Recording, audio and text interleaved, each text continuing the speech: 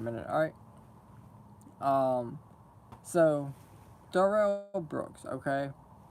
Now, this is the man who, and I use that term loosely, this is the person that ran over all the people at a Christmas parade. Last I checked, 6 died. A child unfortunately died today. And I believe 48 or 49 people more are injured. All right. So, right now, all the charges he's facing is 5 counts of first-degree murder, or first-degree intentional homicide. Now, that sentence, those charges alone, just one carries a mandatory life sentence if convicted. So he's facing 5 of those right now. All right. Well, it will be 6 now. I'm assuming since that other child died, so I'm assuming that will be 6 plus whatever other charges they decide to charge him with. I'm not sure what they were charging him with. But with that being said, all right. So if one of those charges carries a mandatory life sentence if convicted, all right, but he has 5 of those, and like I said, I'm sure it will go up to 6. Why is he getting a bail? That's my biggest question. Why is he getting a bail if the, like, this man already has, a record of, he's a child predator. He's been charged with that. All right. He has a previous charge of running over his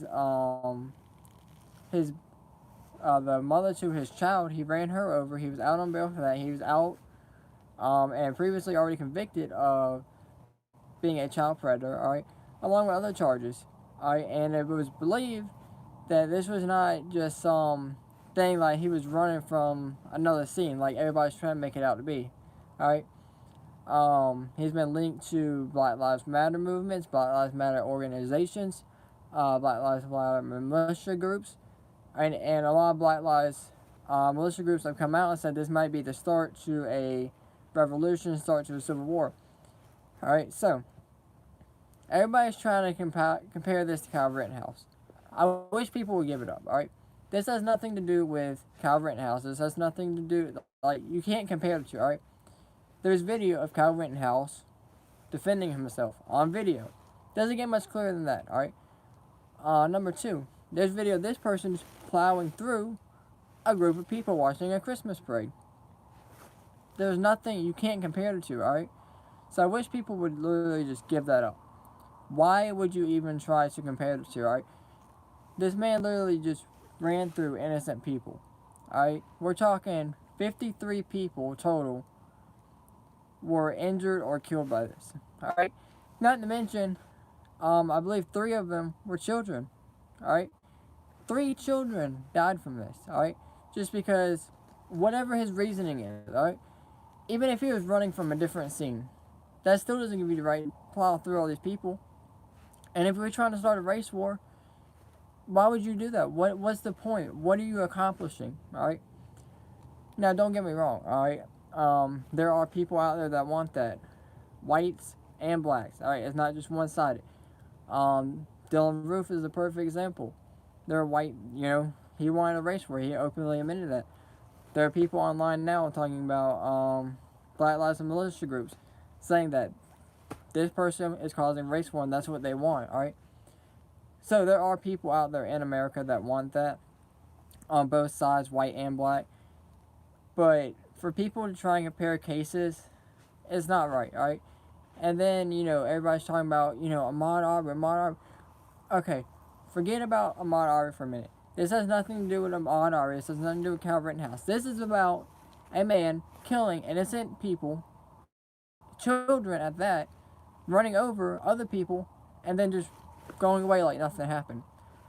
Now, again, thankfully he was caught, but the DA even came out and said, hey, we shouldn't have let this person go. He's a career criminal. Like I said, he is a child predator. He ran over his ex-wife, the child of his, the mother to his child. He ran her over. So he has a history of running people over. He has domestic violence charges, and he has some other misdemeanor charges. They didn't say what those were. But again, he was just released on bail not even a week before this happened. $1,000 bail. Why? Why was he even out, right? That's the key question here. And the DA is even questioning it, saying, we should have done more to keep him in there. And a lot of people are even saying, well, does he know people in there? Why does he keep getting out? Why is his bail so low? Why aren't y'all doing more to stop this? And a lot of people are saying, you get a higher bond and you get more charges just for, you know, defending yourself or doing drugs or whatever the case may be. I mean, think about it. Look, I mean, it's true. Now, justice system needs a lot of work done, obviously, but we'll see how it goes. But like I said, he has a $5 million bond, but yet, the charges he's facing, intentional homicide, is a mandatory life sentence if convicted. So why even have a bond? And that's not including the other charges that he's. And again, the 5 people that are killed, I'm sure we'll go up to 6 since that child died today, unfortunately. But I will keep y'all updated on this. I just want to talk about this for a minute because I think this is very disgraceful to the families that lost a child or a loved one, to the families that are affected by this,